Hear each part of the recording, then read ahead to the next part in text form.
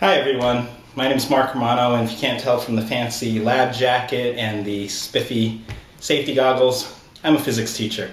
I'm here today to give you a very quick explanation of how to break boards with your hands like martial artists do. Now usually at the end of the year in my physics class I do this as a motivational activity where I talk about both the physics and the spiritual, the mental, the reasons why we do it in martial arts. In martial arts it's not necessarily a demonstration of strength. It's really just more of a symbol of how to overcome any obstacle.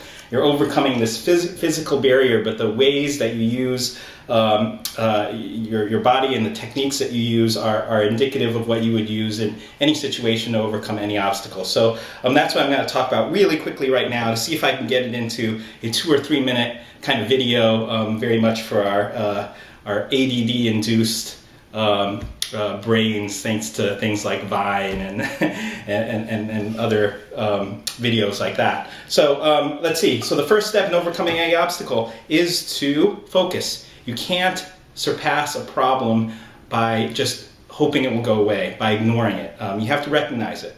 And then you have to really focus on it and believe that this is something that you're going to need to work on in order to overcome.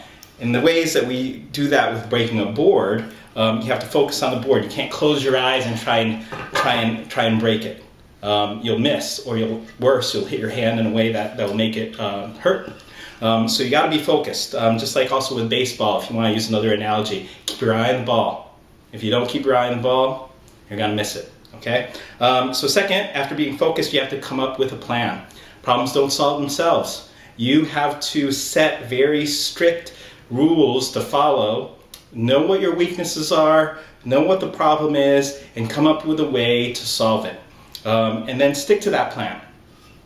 In terms of breaking a board, your plans are the techniques that we teach you in martial arts, or what I do in physics class, the science that we show you in order to break the board. Now, in this case, you could use things like a punch or a knife strike, or what people call a judo chop sometimes, a la Austin Powers. Or you could strike with your palm, lots of different ways. But either way, you have to come up with a plan, a technique to follow to overcome these problems. Next, after coming up with a plan, you have to put energy into it. Anything worth doing requires energy. If it's too easy for you, then it's not really a problem. If you can ignore it, not really a problem. But things that you will learn from, things that you will grow from, things that are difficult, problems, obstacles, those you really need to put energy into in order to overcome them. And those are the most beneficial. Otherwise, if you're not challenging yourself, why are you doing it? Okay? In terms of putting energy into a board, your energy doesn't come from here. It doesn't come from the arm. That's why we're able to teach little kids how to break boards. The energy comes from your hips. Okay? Again, using the baseball example, you don't see people hitting home runs just by swinging their arms, right? They're using their whole body, their shoulders, their arms, their hips, their core, their legs, right? You want to use that whole core, those hips, in order to give you the energy to break the board. Okay? If you're not using your hips, you won't break it.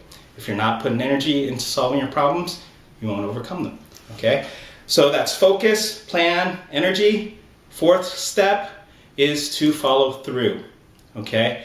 If you could have the best plan in the world, you can work at something all year if you're in college, but then at the very last second, you drop the ball. You don't study for your finals.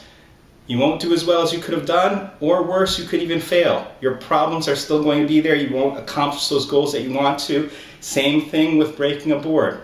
Okay, if you're not following through, you can swing as hard as you want. If you don't follow through, if you just stop right here, it won't break. Okay, same thing going back to the baseball example. If you try and swing and hit a baseball and then you drop your bat right here after you make contact, ball's not going to go very far. Pretty close to a bunt probably, right? If you want to hit a home run, you make contact and then you follow all the way through. Okay? Same thing with overcoming your problems. You got to follow through with those plans that you set up. You can't drop the ball. You got to remain focused all the way through to the end. Okay? Last and final step, and I know it's the cheesiest, but it's probably the most important. You got to believe. Right? I can hear Journey singing in the background right now. Okay? Don't stop believing. You have to believe in yourself. If you don't believe in yourself, there's a little thing called fear that kind of creeps in, and it's going to mess up all your other steps, right? You won't be focused on your problem because you're going to be focused too much on your fears of what might happen. You won't create a good plan, or you won't follow through with your plan. You won't put energy into it because you're going to be spending so much energy on thinking about other things and the things that you're worried about. And then, of course, again, following through. You're going to be so scared you might even pull back. You might even do the reverse of following through. You might fall back on your old problems. Okay? So you got to believe, you have to have confidence in yourself, and that's the only way to overcome your problems, whether they be physical barriers or spiritual ones, or ones that are just in the head. Okay? So focus, plan, energy, follow through, and then believe. And you can overcome anything, including breaking boards. All right. See you guys.